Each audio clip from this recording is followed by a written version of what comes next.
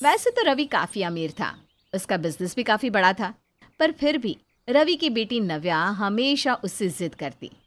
पर उसकी जिद क्या थी और वो इस तरह की जिद क्यों करती थी? आइए देखते हैं। पापा, आप चाउमीन लेकर नहीं आए। मुझे चाउमीन खानी है। आप जानते हो ना कि मुझे चाउमीन कितनी पसंद है।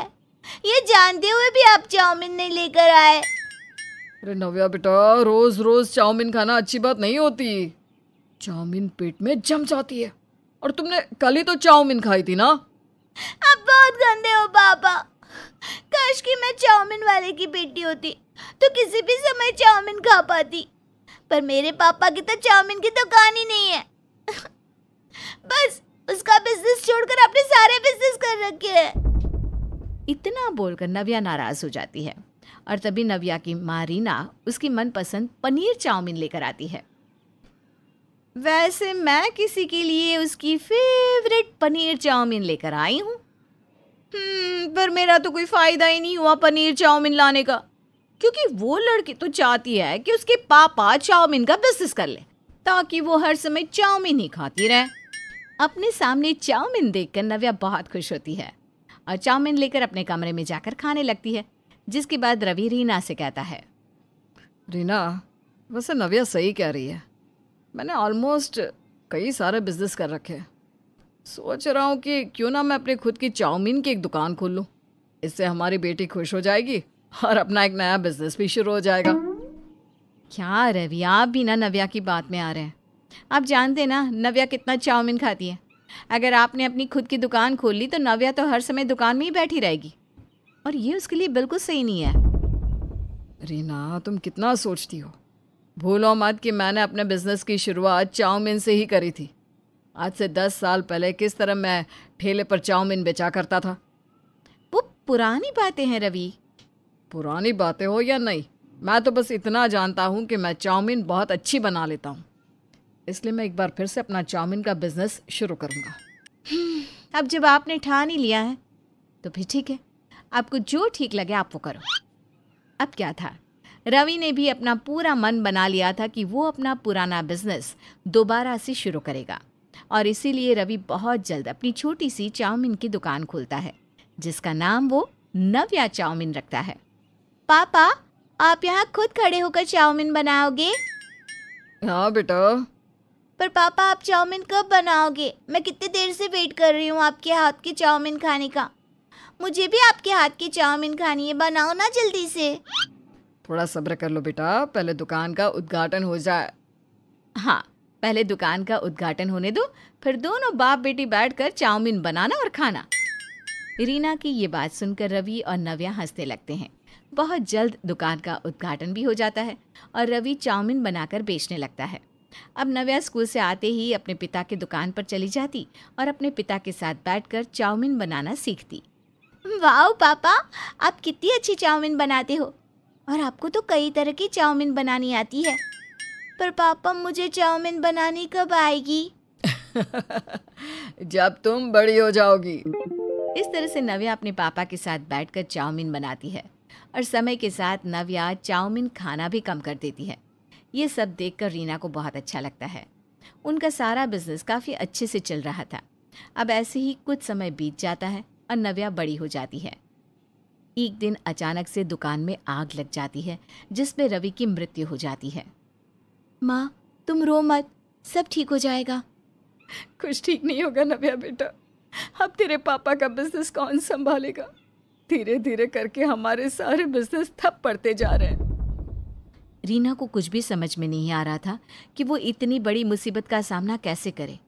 तो वहीं दूसरी ओर नव्या को भी बिजनेस की इतनी नॉलेज नहीं थी कि वो अपने पिताजी के बिजनेस को संभाल सके और इसीलिए एक दिन नव्या अपनी माँ से कहती है, माँ, मैं नहीं जानती कि पापा के इतने बड़े बिजनेस को कैसे संभालूं, पर मैंने सोच लिया है जिस तरह से पापा ने चाउमीन से अपने बिजनेस की शुरुआत करी थी, ठीक उसी तरह से मैं भी चाउमीन का अपना बिजनेस करूंगी। पर नव्या बेटा, हमारी दुकान जल चुकी है और हमारा बिजनेस भी डूबता जा रहा है। हमारे पास अब इतने पैसे नहीं कि हम इतनी बड़ी दुकान को दोबारा से चालू कर सकें। माँ, तुम फिक्र मत करो, मैं अपनी चाउमीन की दुकान नहीं खोलूंगी, बल्कि मैं एक वैन में चाउमीन बनाऊंगी और अपनी वैन चलाकर गली गली में चाउमीन बेचूंगी। मैंने सोच लिया है, मैं अपनी चाउमीन वैन का नाम अमीर की चाउमीन रखूंगी। अमीर की चाउमीन? हाँ माँ, क्योंकि पापा सिर्फ पैसों से ही नहीं, दिल से भी अमीर थे। पापा तो खुद चले गए, पर हमारे लिए बहुत कुछ छोड़ कर गए हैं, जिससे मैं अपना खुद का बिजनेस शुरू कर सकती हूँ। अब क्या था, नव्या एक छोटी सी वैन खरीदती है और उसी वैन में अपने चाउमीन का सारा सामान रखती है।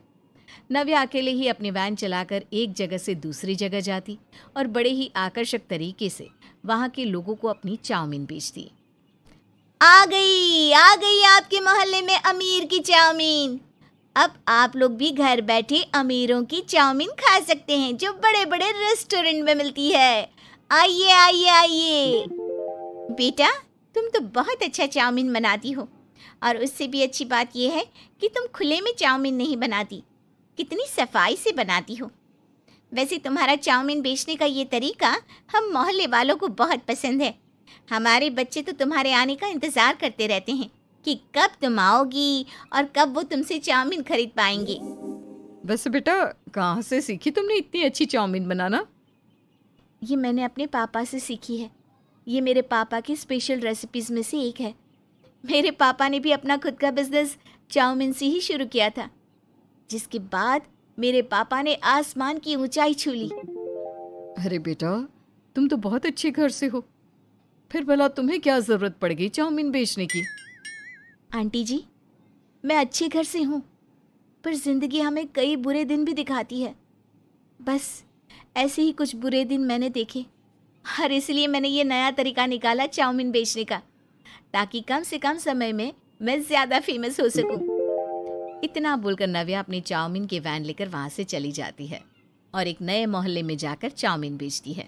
शाम को वो अपने घर जाती है, जहाँ रीना नव्या से कहती है, क्या नव्या, पूरा दिन तू वैन लेकर घूमती रहती है और चाउमीन बेचती रहती है। तेरे पापा का कुछ बिजनेस अभी भी है, तू उन्हें क्यों नहीं चलाती? मैं अकेले क्या क्या संभालूंगी बेटा। माँ, मुझ पर भरोसा रखो और मुझे थोड़ा समय दो। आने वाले समय में मैं पापा के डूबे हुए बिजनेस को फिर से खड़ा कर दूंगी। इस तरह से नव्या अपनी माँ से कुछ समय मांगती है और अपने काम को पूरी लगन से करती है, जिस वजह से समय के साथ नव्या का भी चाउमीन फेमस हो जाता है और नव्या अपने इस नए तरीके से अपने चाउमीन के बिजनेस को एक नए मकाम पर ले जाती है। नव्या, तूने जो कहा वो कर दिखाया। अब वो दिन दूर नहीं जब तू अपने पिता के डूबे हुए हर बिजनेस को पहले की तरह खड़ा कर देगी।